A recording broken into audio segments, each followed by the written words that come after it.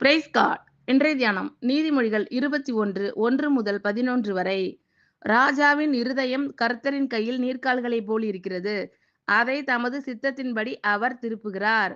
மனுஷனுடைய வழியெல்லாம் அவன் பார்வைக்கு செம்மையாக தோன்றும். கர்த்தரோ இருதயங்களை நிறுத்து பார்க்கிறார். பலியிடுவதை பார்க்கிலும் நீதியும் நியாயமும் செய்வதே கர்த்தருக்கு பிரியம்.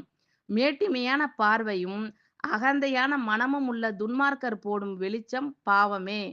ஜாக்கிரதை உள்ளவனுடைய நினைவுகள் செல்வத்துக்கும் பதறுகிறவனுடைய நினைவுகள் தரித்திரத்துக்கும் ஏதுவாகும். பொய் நாவினால் பொருளை சம்பாதிப்பது சாவை தேடுகிறவர்கள் விடுகிற சுவாசம் போல் இருக்கும்.